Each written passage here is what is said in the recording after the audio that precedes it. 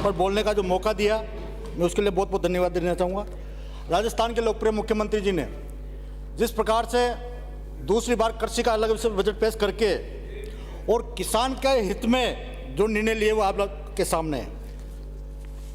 माननीय सभापति महोदय, मेरे पूर्व वक्ताओं ने कई प्रकार की बातें की है। मैं आपके माध्यम से बैठे हुए विपक्ष के सदस्यों से पूछना चाहूँगा, देश के प्रधानमंत्री जी ने कहा था कि 2022 में किसान की आय दुगनी करूँगा। 2022 खत्म हो चुका है और 2023 चल रहा है। आज भी वो किसान जिसका चाहे सरसों का भाव हो, चने का भाव हो, लहसुन का भाव हो, जो जिन्स चाहे वो रबी की हो या खरीफ की हो, आज भी वो की वही है। लेकिन जो चुनावी एजेंडा होता है वो इनका कथनी और करनी मंत्र है। मैं राजस्थान के लोकप्रिय मुख्यमंत्री सम्मानित गहलोत साहब का और कृषि मंत्री महोदय का बहुत बहुत आभार व्यक्त करना चाहूँगा कि जिस प्रकार से उन्होंने हमारे युवा नेता राहुल गांधी जी की बार बार बात करते हैं कि उन्होंने कहा था 1, 2, 3, 4, 5, 6 और ऋण माफ हो गया। मैं आपके माध्यम से पूछना चाहूँगा कि राजस्थान के लोकप्रिय मुख्यमंत्री जी ने जो ऋण माफ किया वो आप लोगों के सामने है। आप गांव की चौपाल पर जाकर और वेबसाइट पर इस चीज़ का आकलन करिए कि किस किसान का कर्जा माफ हुआ है।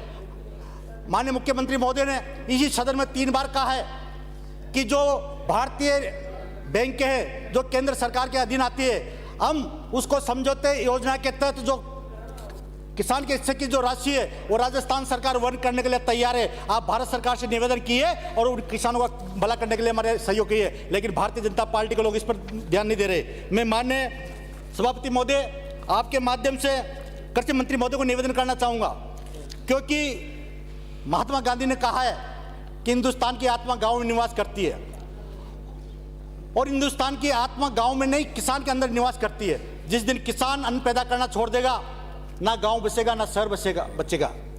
आज उस किसान की जो दुर्दशा है वो आपसे और हमसे छपी हुई नहीं है। चाहे वो शीतलहर की बात हो, प्राकृतिक ओलावृष्टि की बात हो, आंधी तूफान की बात हो, या गर्मी के समय करंट से उसकी फसल जलने की बात हो, वो बेचारा इस आशा और विश्वास के साथ उस खेत में काम करता है कि फसल तैयार होगी, मैं मेरी बेटी की शादी करूंगा, मैं पक्का मकान बनाऊंगा, मैं ट्रैक्टर लाऊंगा। लेकिन जिस प्रकार से उस पर जो प्राकृतिक प्रकोप का जो पाट टूटता है, वो किसान उससे उबर नहीं पाता और फिर अगली बार वही सपना लेकर, वही आशा लेकर खेत पर चला जाता है। मैं माननीय सभापति महोदय, मंत्री महोदय से निवेदन करना चाहूँगा, हमारे हाड़ौती में जो सबसे बड़ी समस्या है, क्योंकि हमारे यहाँ पर गन्ने की खेती होती है, गेहूं की खेती होती है, सरसों की खेती होती है, जमीकंद जो जमीन में पैदा होने वाली फसलें होती है, लेकिन हमारे यहाँ पर चाहे वो सुअर हो, रोजड़े हो और हिरण हो, 3 तरह के जानवरों से इतने परेशान है कि रात भर किसान खेत पर रहता है। आपने तारबंदी के माध्यम से किसानों को, किसान की फसल को रोकथाम के लिए योजना लागू की गई है, लेकिन मैं आपसे निवेदन करना चाहूँगा, क्योंकि जो रोजड़ा होता है, जो हिरण होता है, वो 4 फीट 5 फीट 6 फीट के जो तारबंदी होती है उसको एक फलांग में ढक जाता है और रात भर में 1,000 500 के झुंड में हिरण आते हैं, 10 15 20 के झुंड में रोजड़े आते हैं। वो एक व्यक्ति जो किसान जो खेत पर रुखवाली करता है उसकी बस की नहीं होती है। इसलिए मेरा आपके माध्यम से सभापति महोदय, आपके माध्यम से मुख्यमंत्री महोदय से और कृषि मंत्री महोदय से निवेदन है कि जो हिरण और जो रोजड़े हैं, जो जंगल है, इनको किसी भी प्रकार से जंगल में छोड़ने का प्रयास किया जाए ताकि यहाँ पर उसको चढ़ने के लिए चारा मिल सके, पीने के लिए पानी मिल सके, रहने के लिए छाया की व्यवस्था हो सके और जो किसान जो पीड़ा से जूझ रहा है उससे उसको निजात मिल सके। माननीय सभापति महोदय, माननीय मुख्यमंत्री जी ने जिस प्रकार से किसान को गणेश मानकर जिस प्रकार से जो काम किए गए वो आपके सामने है। मैं माननीय मंत्री महोदय का भी बहुत बहुत आभार व्यक्त करना चाहूँगा और विपक्ष में बैठे हुए नेताओं को बताना चाहूँगा कि जो आपके 5 साल के जो कार्यकाल था उसमें जो काम किए वो आप लोगों के और हमारे 4.5 साल में जो काम हो रहे वो आप लोगों के सामने। फसल बीमा योजना अंतर्गत आपके टाइम पे 5 करोड़ 45 लाख की संख्या थी, जो हमारे टाइम पे अभी 4.5 साल में 8 करोड़ 80 लाख है। फसल बीमा योजना अंतर्गत राज्यांश प्रीमियम राशि का जो भुगतान हुआ आपके टाइम में पूरे 5 साल में 3,376 करोड़ था, जो हमारे टाइम पे 10,671 करोड़ है। फसल बीमा योजना बीमा जो क्लेम जो राशि है वो आपके टाइम में पूरे 5 साल में 7,177 करोड़ है, जो हमारे टाइम पर 4.5 साल में 18,500 करोड़ है। कृषि में अध्ययन प्रोत्साहन राशि के रूप में जो छात्रों को दी जाती है, आपके टाइम में 55,261 थी, हमारे टाइम में 4.5 साल में 80,459 है।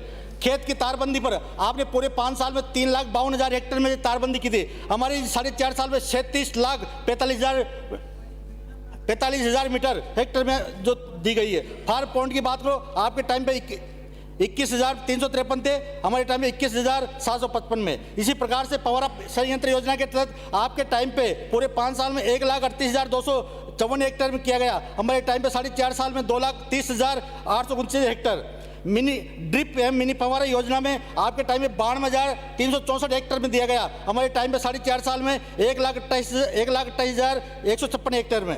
आपके टाइम पे पूरे 5 साल में सोलर पंप सेट 30,619 दिए गए, हमारे 4.5 साल के कार्यकाल में 60,410।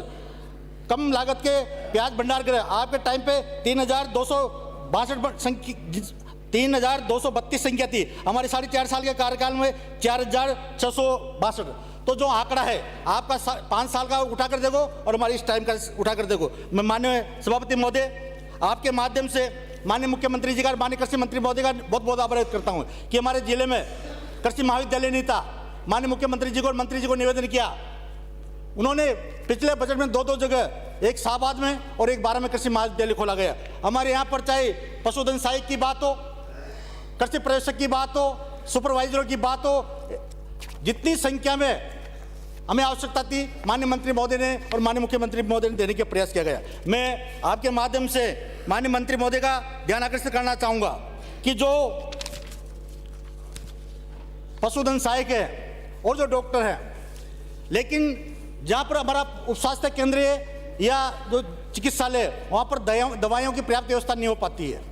हमारे यहाँ पर एक्सरा मशीन है, सोनोग्राफी मशीन है, लेकिन उनको चलाने के लिए पर्याप्त स्टाफ नहीं है, क्योंकि जानवरों में भी उसी प्रकार की बीमारियां आ रही है, क्योंकि जो खाद्यान्न इंसान खाता है वही खाद्यान्न उनको मिल रहा है, उसी में भी पेस्टिसाइड वही है जो इंसान के खाद्य पदार्थों में पेस्टिसाइड का उपयोग किया जाता है। इसलिए मेरा आपसे के माध्यम से निवेदन है कि जो जिला चिकित्सालय हो या उपखंड स्तर के चिकित्सालय हो, वहाँ पर जो लैब है, जो हमारी लेबोरेटरी है, वहाँ पर रेडियोग्राफर की बात हो या सोनोग्राफी के डॉक्टर की बात हो या उनके जो समस्त प्रकार के टेस्ट होते हैं उनके लैब टेक्नीशियन की बात हो, उनके पदों को भरा जाए, ताकि समय पर जो पशु जो बोल नहीं सकता है, जो पीड़ा को अपनी बता नहीं सकता, उनका समय पर इलाज हो सके। साथ ही मेरा माननीय मंत्री महोदय से निवेदन है कि जो फसल बीमा योजना है, इसमें कई प्रकार की त्रुटियां हैं।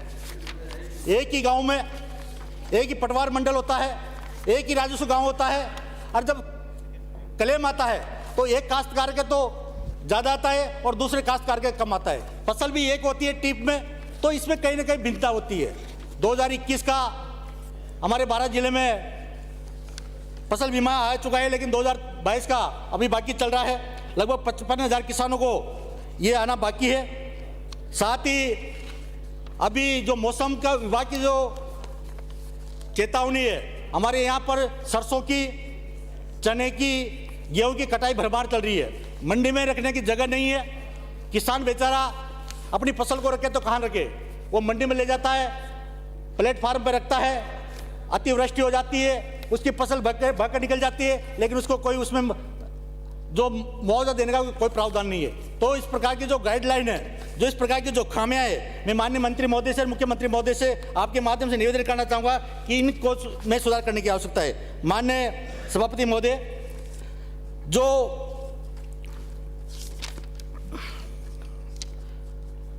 दो मिनट समाप्त करें। जो पशुओं की स्थिति है उसमें कोई अतिशयोक्ति नहीं है। आज रात के टाइम पे आप हाईवे पे निकलोगे, स्टेट हाईवे पे निकलोगे या गांव की सड़कों पे निकलोगे, किसान बेचारा मोटरसाइकिल से जाता है, असमय उसकी मृत्यु हो जाती है। जब उसको क्लेम देने की आवश्यकता आती है तो कहते हैं कि इसका रोड पे एक्सीडेंट हुआ है साहब, हमारे कृषि उपकरण मंडी के दौरान नहीं आता। वो बेचारा रात में खेत पे पानी देता हुआ आता है, फसल काटता हुआ आता है, रखवाली करता हुआ आता है। तो ये जो मापदंडों में दोहरीता है, इनमें भी कहीं ना कहीं शिथिलता देने की आवश्यकता है, क्योंकि किसान रात के टाइम पे भी आता है, दिन के टाइम पे भी आता है, खेत से रोड पे होकर निकलता है, तो रोड के एक्सीडेंट को उसको कृषि उपज मंडी से जोड़ने का में प्रावधान करना चाहिए। साथ ही हमारे हाड़ौती में और विशेषकर 12 जिले में जो खेती होती है वो ट्यूबवेल की खेती है। पानी 400-500 फुट की गहराई से लाया जाता है, किसान को 5 घंटा बिजली मिलती है, डीजल समय पर नहीं मिलता है, खाद समय पर नहीं मिलता है, इतनी महंगी खेती करके और उसको उसका फसल का भाव समय पर नहीं मिल पाता है। इसलिए हमारे माननीय सभापति महोदय, आपके माध्यम से माननीय मुख्यमंत्री महोदय से और माननीय कृषि मंत्री महोदय से निवेदन है कि जो पेस्टिसाइड, जो नकली पेस्टिसाइड आज बाजार में है, किसान यूरिया के नाम पर ठगा जा रहा है, डीएपी के नाम पर ठगा जा रहा है, पेस्टिसाइड के नाम पर ठगा जा रहा है, उसको बिल नहीं दिया जाता है। वो बेचारा खेत में जाकर डीएपी डालता है, यूरिया डालता है, वो गलता नहीं है, जो बीज लाता है वो उगता नहीं है, जो दवाई लाता है वो काम करती नहीं है, वो दर दर की ठोकरें खाता रहता है और उसकी सुनने वाला कोई नहीं है। इसलिए मेरा आपके माध्यम से निवेदन है कि जो हमारे ड्रग्स इंस्पेक्टर होते हैं, जो हमारे कृषि पर्यवेक्षक होते हैं, जो हमारे अधिकारी होते हैं, समय समय पर इनकी जांच करें, जो सैंपल उनके पास जो दवाइयाँ होती है उनकी जांच करें, ताकि किसान को जो नकली खाद, नकली बीज और नकली पेस्टिसाइड दिया जा रहा है उससे उसको निजात मिल सके। साथ ही मेरा माननीय सभापति महोदय, आपके माध्यम से मुख्यमंत्री महोदय से निवेदन है, क्योंकि आप किसान की पीड़ा को समझ सकते हैं और किसान, आपने घोषणा की है बजट में कि राजस्थान के किसान को मैं परिवार का सदस्य मानता हूँ। मेरा आपके माध्यम से निवेदन है कि जो उसको खेत में पानी की देने की आवश्यकता पड़ती है, कम से कम उसको 8 घंटा बिजली दी जाए और वो भी दिन में देने का प्रयास करना चाहिए। आपने मुझे बोलने का मौका दिया, इसके लिए तहे दिल से धन्यवाद। जय हिंद, जय भारत।